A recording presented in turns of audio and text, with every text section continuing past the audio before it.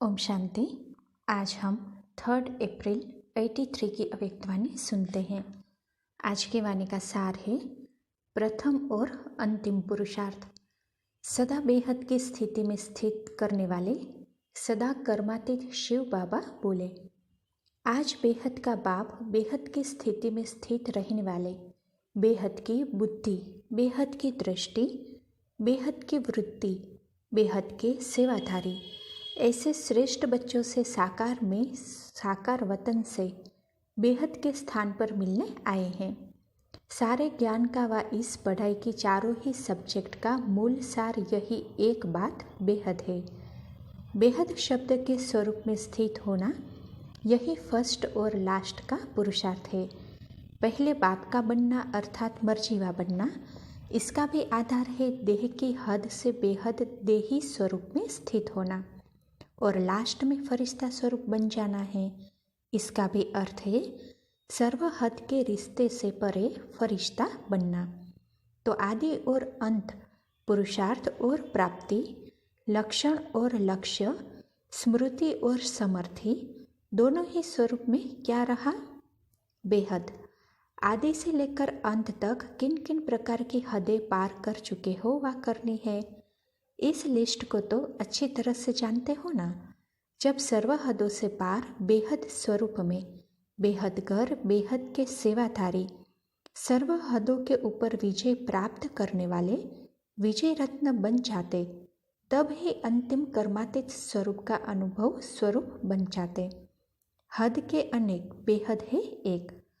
अनेक प्रकार की हदें अर्थात अनेक मेरा मेरा, एक मेरा बाबा दूसरा न कोई, इस बेहद के मेरे में अनेक मेरा समा जाता है। विस्तार सार स्वरूप बन जाता है। विस्तार मुश्किल होता है या सार मुश्किल होता है। तो आदि और अंत का पाठ क्या हुआ? बेहद। इसी अंतिम मंजिल पर कहाँ तक समीप आए हैं, इसको चेक करो। हद की लिस्ट सामने रख देखो कहाँ तक पार किया है। लिस्ट का वर्णन करने की तो आवश्यकता नहीं है। सबके पास कितने बार की सुनी हुई यह लिस्ट कॉपियों में तो बहुत नोट है। सबसे पास ज़्यादा से ज़्यादा मालदारियाँ व कापियाँ होगी। जानते तो सभी हो, वर्णन भी बहुत अच्छा कर सकते हो, ज्ञानी भी हो वक्ता भी हो। बाकी क्या रहा? बाप दादा भी सभी टीचर्स अथवा स्टूडेंट्स सबके भाषण सुनते हैं। बाप दादा के पास वीडियो नहीं है क्या? आपकी दुनिया में तो अभी निकला है। बाप दादा तो शुरू से वतन में देखते रहते हैं, सुनते रहते हैं। वर्णन करने का श्रेष्ठ स्वरूप देखकर बाप दादा भी मुस्कुरा देते हैं, क्योंकि बाप दादा के एक पॉइंट को भिन्न भिन्न रमणीक रूप से सुनाते हो। जैसे गाया हुआ है, बाप तो बाप है, लेकिन बच्चे बाप के भी सिरताज है। ऐसे सुनाने में बाप से भी सिरताज हो। बाकी क्या फॉलो करना है? तीसरी स्टेज है पार करता। इसमें कोई ना कोई हद की दीवार को पार करने में कोई तो उस हद में लटक जाते हैं, कोई अटक जाते हैं। पार करने वाले कोई के मंजिल के समीप दिखाई देते हैं। किसी भी हद को पार करने की निशानी क्या दिखाई देगी वह अनुभव होगी। पार करने की निशानी है पार किया, उपराम बना। तो उपराम बनना ही पार करने की निशानी है। उपराम स्थिति अर्थात उड़ती कला की निशानी। उड़ता पंछी बन कर्म के इस कल्प वृक्ष की डाली पर आएगा। उड़ती कला के बेहद के समर्थ स्वरूप से कर्म किया और उड़ा। कर्म रूपी डाली के बंधन में नहीं फंसेगा। कर्म बंधन में फंसा अर्थात हद के पिंजरे में फंसा। स्वतंत्र से परतंत्र बना। पिंजरे के पंछी को उड़ता पंछी तो नहीं कहेंगे ना। ऐसे कल्प वृक्ष के भिन्न भिन्न कर्म की डाली पर बाप के उड़ते पंछी श्रेष्ठ आत्माएं कभी कभी कमजोरी के पंखों से डाली के बंधन में आ जाते हैं। फिर क्या करते हैं? कहानी सुनी है ना। इसको कहा जाता है हद को पार करने की शक्ति कम है। इस कल्प वृक्ष के अंदर 4 प्रकार की डालियां हैं, लेकिन 5वीं डाली ज़्यादा आकर्षण वाली है। गोल्डन, सिल्वर, कॉपर, आयरन और संगम है हीरे की डाली, फिर हीरो बनने के बजाय हीरे की डाली में लटक जाते हैं। संगम युग का ही सर्वश्रेष्ठ कर्म है ना, यह श्रेष्ठ कर्म ही हीरे की डाली है। चाहे संगम युगी कैसा भी श्रेष्ठ कर्म हो, लेकिन श्रेष्ठ कर्म के भी बंधन में फंस गया, जिसको दूसरे शब्दों में आप सोने की जंजीर कहते हो। श्रेष्ठ कर्म में भी हद की कामना, यह सोने की जंजीर है। चाहे डाली हीरे की है, जंजीर भी सोने की हो, लेकिन बंधन तो बंधन है ना। बाप दादा सर्व उड़ते पंछियों को स्मृति दिला रहे हैं, सर्व बंधनों अर्थात हदों को पार करता बने हो। आज का विशेष संगठन गौपाल की माताओं का है। इतने बड़े संगठन को देख गौपाल भी खुश हो रहे हैं। बाप दादा भी मीठी मीठी माताओं को वंदे मातरम कहते हैं, क्योंकि नई सृष्टि की स्थापना के कार्य में ब्रह्मा बाप ने भी माता गुरु को सब अर्पण किया। इस ईश्वरीय ज्ञान की विशेषता व नवीनता है ही शक्ति अवतार को आगे रखना। माता गुरु का सिलसिला स्थापन करना, यही नवीनता है। इसीलिए यादगार में भी गौमुख का गायन पूजन है। ऐसे हद की माताएं नहीं, लेकिन बेहद की जगत माताएं हो ना। नशा है, जगत का कल्याण करने वाली हो, जगत कल्याणकारी अर्थात विश्व कल्याणकारी हो। सिर्फ घर कल्याणकारी तो नहीं होना। कब घर कल्याणी का गीत सुना है क्या? विश्व कल्याणी का गीत सुना है। तो ऐसी बेहद की माताओं का संगठन श्रेष्ठ संगठन हुआ ना। माताएं तो अनुभवी मूर्त होना। कुमारियों को धोखे से बचने की ट्रेनिंग देनी पड़ती है। माताएं तो अनुभवी होने के कारण हद के धोखे में नहीं आने वाली हो ना। मेजॉरिटी नए नए हैं, नए नए छोटे बच्चों पर ज़्यादा ही स्नेह होता है। बाप दादा भी सभी माताओं का भले पधारे कह करके स्वागत करते हैं। अच्छा, ऐसे सदा बेहद की स्थिति में स्थित रहने वाले, सदा उड़ता पंछी, उड़ती कला में उड़ने वाले, सदा अंतिम फरिश्ता स्वरूप का अनुभव करने वाले, सदा बाप समान कर्म बंधनों से कर्मातीत, ऐसे मंजिल के समीप श्रेष्ठ आत्माओं को बाप दादा का याद प्यार और नमस्ते। अच्छा, सेवाधारियों के प्रति बाप दादा सभी निमित्त सेवाधारी बच्चों को किस रूप में देखते हैं? निमित्त सेवाधारी कौन है? निमित्त सेवाधारी अर्थात फॉलो फादर करने वाले। बाप भी सेवाधारी बन करके ही आते हैं ना। जो भी भिन्न भिन्न रूप है वह है तो सेवा के लिए ना। तो बाप दादा का भी विशेष रूप सेवा का है। तो निमित्त सेवाधारी अर्थात फॉलो फादर करने वाले। बाप दादा हर एक बच्चे को इसी नज़र से देखते हैं। बाप दादा के सेवा के कार्य में आदि रत्न होना। जन्मते ही बाप ने क्या गिफ्ट में दिया? सेवा ही दी है ना। सेवा के गिफ्ट के आदि रत्न हो। बाप दादा सभी की विशेषताओं को जानते हैं। जन्म से वरदान मिलना, यह भी ड्रामा में हीरो पार्ट है। वैसे तो सभी सेवाधारी है, लेकिन जन्मते ही सेवा का वरदान और आवश्यकता के समय में निमित्त बनना, यह भी किसी किसी की विशेषता है। जो है ही आवश्यकता के समय पर सेवा के साथी, ऐसी आत्मा की आवश्यकता सदा है। अच्छा, सभी में अपनी अपनी विशेषताएं हैं। अगर एक एक की विशेषता का वर्णन करें तो कितना समय चाहिए, लेकिन बाप दादा के पास हर एक की विशेषता सदा सामने है। कितनी हर एक के में विशेषताएं हैं, कभी अपने आप को देखा है? विशेषताएं सब में अपनी अपनी है, लेकिन बाप दादा विशेष आत्माओं को एक ही बात बार बार स्मृति में दिलाते हैं। कौन सी? जब भी कोई सेवा के क्षेत्र में आते हो, प्लानिंग बनाते हो व प्रैक्टिकल में आते हो, तो सदा बाप समान स्थिति में स्थित होकर फिर कोई भी प्लान बनाओ और प्रैक्टिकल में लाओ। जैसे बाप सबका है, कोई भी नहीं कहेगा कि यह फलाने का बाप है, फलाने का नहीं। सब कहेंगे मेरा बाबा।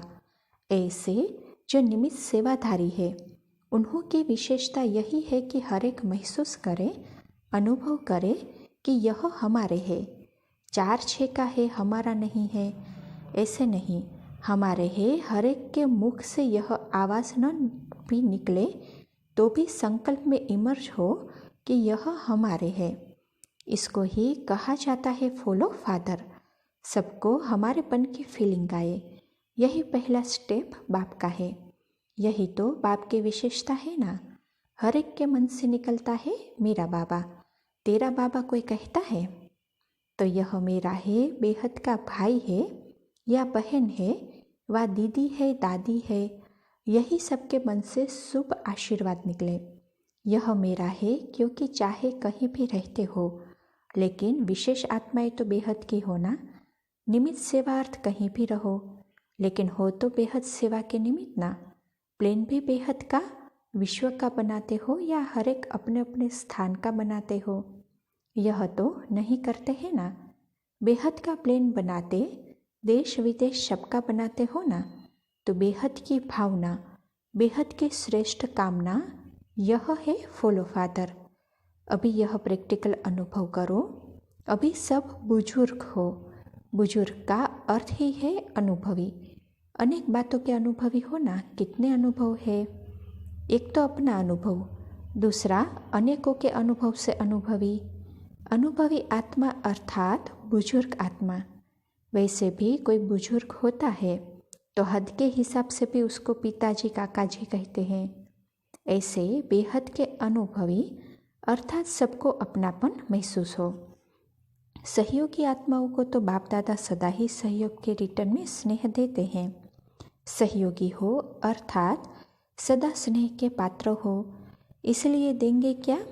सबको स्नेह ही देंगे। सबको फीलिंग आए कि यह स्नेह का भंडार है। हर कदम में, हर नज़र में स्नेह अनुभव हो। यही तो विशेषता है ना। ऐसा कोई प्लान बनाओ कि हमें क्या करना है। विशेष आत्माओं का विशेष फर्ज क्या है, विशेष कर्म क्या है, जो साधारण से भिन्न हो। चाहे भावना तो समानता की रखी है, लेकिन दिखाई दे यह विशेष आत्माएं हैं। हर कदम में विशेषता का अनुभव हो, तब कोई मानेंगे विशेष आत्माएं हैं। विशेष आत्माएं अर्थात विशेष करने वाली, कहने वाली नहीं लेकिन करने वाली। अच्छा, महावीर बच्चे सदा ही तंदुरुस्त है, क्योंकि मन तंदुरुस्त है, तन तो एक खेल करता है। मन में कोई रोग होगा तो रोगी कहा जाएगा, अगर मन निरोगी है तो सदा तंदुरुस्त है। सिर्फ शेष शैया पर विष्णु के समान ज्ञान का सिमरण कर हर्षित होते। यही खेल है। जैसे साकार बाप विष्णु समान टांग पर टांग चढ़ाए खेल करते थे ना, ऐसे कुछ भी होता है तो यह भी निमित्त मात्र खेल करते। सिमरण कर मनन शक्ति द्वारा और ही सागर के तले में जाने का चांस मिलता है। जब सागर में जाएंगे तो जरूर बाहर से मिस होंगे, तो कमरे में नहीं हो लेकिन सागर के तल में हो। नए नए रत्न निकालने के लिए तले में गए हो। कर्म भोग पर विजय प्राप्त कर कर्मयोगी की स्टेज पर रहना, इसको कहा जाता है विजय रत्न। सदा यही स्मृति रहती कि यह भोगना नहीं, लेकिन नई दुनिया के लिए योजना है। फुर्सत मिलती है ना, फुर्सत का काम ही क्या है? नई योजना बनाया। पलंग भी प्लानिंग का स्थान बन गया। अच्छा, माताओं के ग्रुप से सभी ऐसा अनुभव करते हो कि तकदीर का सितारा चमक रहा है। जिस चमकते हुए सितारे को देख और आत्माएं भी ऐसा बनने की प्रेरणा लेती रहे। ऐसे सितारे हो ना। कभी भी सितारे की चमक कम तो नहीं होती है ना। अविनाशी बाप के अविनाशी सितारे हो, सदा एक रस हो या कभी कभी उड़ती कला, कभी ठहरती कला।